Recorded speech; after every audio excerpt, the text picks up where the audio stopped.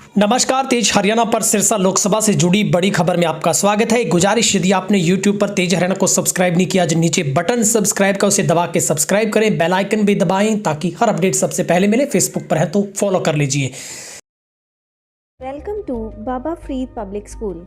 ICSE से मान्यता प्राप्त गोवा केरल के अनुभवी स्टाफ के साथ फुली AC व हॉस्टल की सुविधा के साथ प्रदूषण रहित शांतमय वातावरण, प्रत्येक कमरे के साथ अटैच्ड वॉशरूम, संतुलित शाकाहारी भोजन और हॉस्टल में ही अध्यापक द्वारा एक्स्ट्रा क्लास भी उपलब्ध है। अपने सपनों को साकार करने के लिए आज ही दाखिला लें।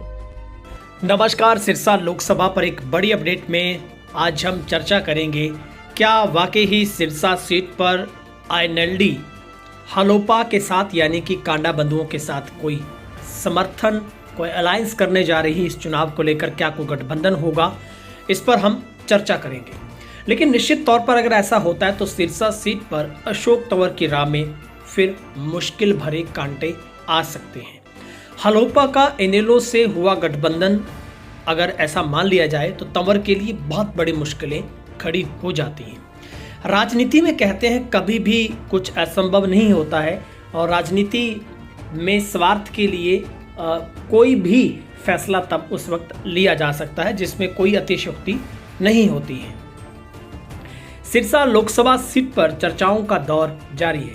मैं आपकी राय भी कमेंट सेक्शन में साथियों जानना चाहूँगा कि आप क्या सोचते हैं, क्या INLD को हलोपा के साथ सिरसा में गठबंधन करना चाहिए? क्योंकि ये हम शुरू से देख पा रहे हैं कि जब से अशोक तंवर को टिकट मिला है तो उन्होंने आदित्य चौटाला के साथ मुलाकात की है, डवाली में तमाम नेताओं के साथ मुलाकात की है, उन्होंने सुनीता दुग्गल के साथ मुलाकात की है, चौधरी रणजीत सिंह के साथ मुलाकात की है, लेकिन कांडा बंधुओं के साथ मुलाकात का कोई दौर हम अब तक नहीं देख पाए हैं। तो आपकी राय बताइएगा, क्या इनेलो को हलोपा के साथ गठबंधन करना चाहिए? क्या ये सही फैसला होगा?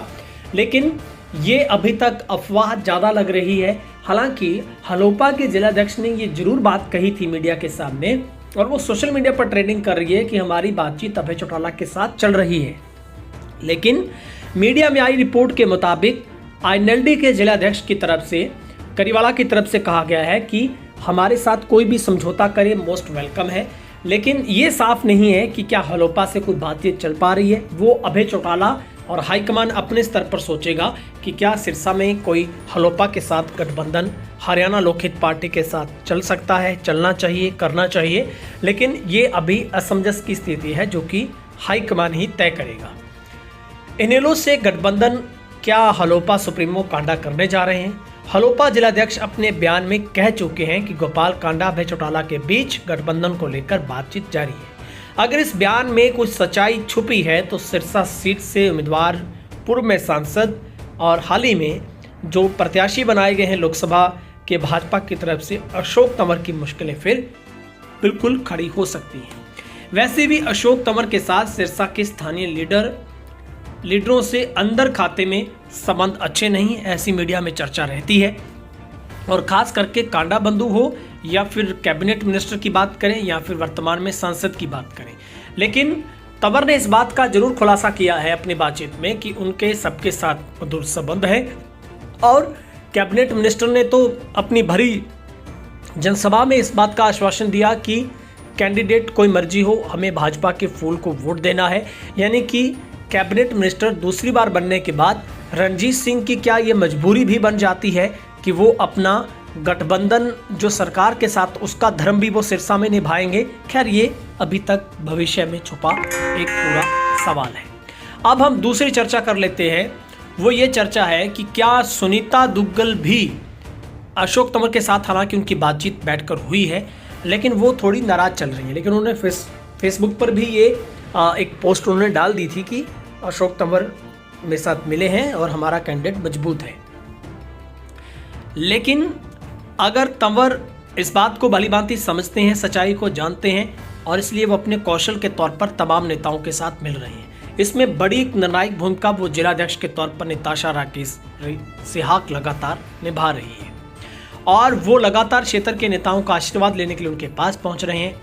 लेकिन बाजार में चर्चा चल रही है कि अगर तंवर को सिरसा विधायक गोपाल कांडा या रानिया विधायक रणजीत सिंह का पूरा समर्थन चुनाव में नहीं मिला तो सिरसा सीट से फिर जीतना मुश्किल है। चर्चा ये है कि स्थानीय बीजेपी लीडर अशोक तंवर को उम्मीदवार बनाए जाने से खुश नहीं है। खैर, ये चर्चा का विषय है और ये अंदर की बात है।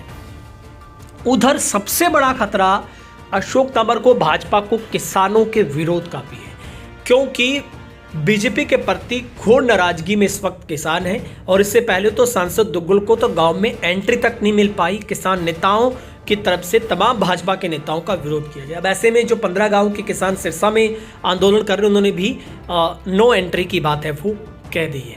तो किसान संगठन पहले से लोकसभा चुनाव में बीजेपी को सबक सिखाने की बात कह चुके हैं, इसलिए ये माना जा सकता है कि बीजेपी उम्मीदवार अशोक तंवर की राह में कांटे ही कांटे हैं। वहीं दिल्ली से मुख्यमंत्री अरविंद केजरीवाल की गिरफ्तारी ने लोगों को ये सोचने पर मजबूर कर दिया है कि आखिरकार देश में हो क्या रहा है।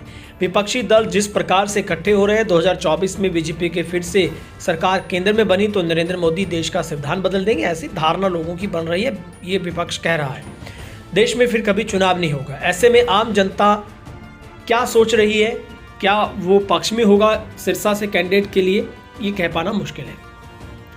अगर हलोपा की हरियाणा लोकहित पार्टी की बात करें तो जिलाध्यक्ष के बयान के बाद हलोपा सुप्रीमो कांडा का इनेलो के साथ गठबंधन को लेकर कोई बयान सामने नहीं आया है।